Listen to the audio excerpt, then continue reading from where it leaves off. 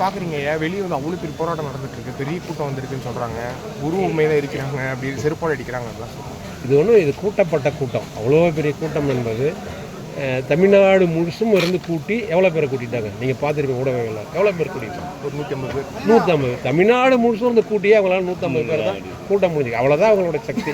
இதுக்கு வந்து 40 இயக்கம், இந்த 150 பேரை சேர்ந்து 40 இயக்கம், அவ்வளோதான் இவங்க. நாங்கள் ஒன்றும் வந்து பெரியார் சொல்லாத ஒன்றை அண்ணன் சொல்லியில்லை. பெரியார் விடுதலை, குடியரசு போன்ற இதழ்களில் எழுதுனதுலேருந்து தான் ஆதாரத்தை எடுத்து தான் பேசணும். பேசின பிறகு அண்ணா வந்து தப்பாக பேசிட்டாருன்னு சொல்லி ஏறக்குறைய 100 காவல் நிலையங்களில், தமிழ்நாடு முழுசும் 100 காவல் நிலையங்களில் புகார் மனு கொடுத்துருக்கீங்க. புகார் வழக்காக பதியப்பட்டிருக்கு. வழக்கு நாளைக்கு நீதிமன்றத்துக்கு வரும். நீதிமன்றம் சட்டம் என்ன சொல்கிறதோ அதை கேட்க போகிறோம். நீதிமன்றத்தில் நாங்கள் எதிர்கொள்ள போகிறோம். சட்டம் எங்களை தண்டித்தா அதை மனமதார ஏற்றுக்க போகிறோம். நாங்கள் தவறு செய்திருந்தால் ஆதாரங்கள் எங்ககிட்ட இருக்குது. இந்த ஆதாரங்களை சொல்லுவோம். நீதிமன்றங்கள்லேயே பெரியாரை அம்பலப்படுத்துவதற்கு அவர்கள் ஒரு வாய்ப்பை எங்களுக்கு ஏற்படுத்தி கொடுத்துருக்காங்க. அதனால் நீதிமன்றத்தில் நாங்கள் சந்திக்க போகிறோம். நீங்கள் வழக்கு தொடுத்து வழக்கு பதிவு பண்ணி நீதிமன்றத்துக்கு போன பிறகு நீங்கள் எதுக்கு ஒரு தலைவருடைய வீட்டை முற்றுகையிடுறீங்க? இது வந்து நீங்கள் கற்றுக்கிட்ட அரசியல், அவ்வளோதான். அநாகரிக அரசியல் உங்கள் கருணாநிதி கற்றுக் கொடுத்தது.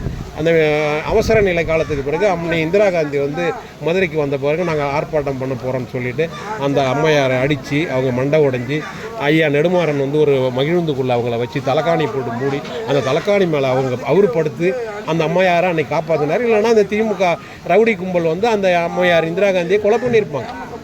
இதுதான் கருணாநிதி அவங்களுக்கு கற்றுக் கொடுத்தது.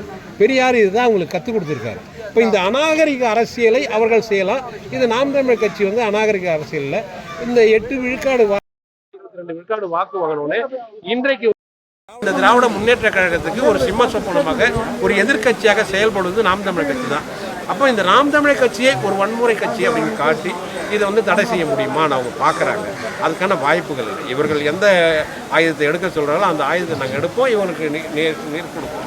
என்ன கேட்குறாங்கன்னா, இப்போ வந்து திருமுருகன் காந்தி என்ன கேட்குறாங்க, எனக்கு இது கொடுங்க, எனக்கு ஆதாரம் கொடுங்க, நான் போயிட்டே இருப்போம்.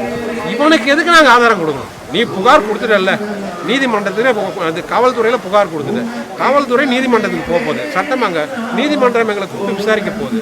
விசாரிக்கும் போது நாங்கள் அங்கே கொடுக்க போகிறோம். நீ யார்? உனக்கு யார் கொடுக்கணும்? நீ இத்து போன நாய். திருமுருகன் காந்திக்கு நாங்கள் எதுக்கு ஆதாரம் கொடுக்கணும்? நீ யாரா? நீ பெரியாருக்கு பிறந்தவனா? நீ யாருக்கு பிறந்தவன்? நீ யாரு? நீ இங்கே வந்து ஆதாரம் எங்ககிட்ட கேட்குது. நாங்கள் பொதுவெளியில் பேசியிருக்கோம். பொதுவெளியில் பேசுறது புகார் கொடுத்துருங்க. புகார் நீதிமன்றம் போகுது. நீதிமன்றத்தில் நாங்கள் சொல்லிக்கிறோம்.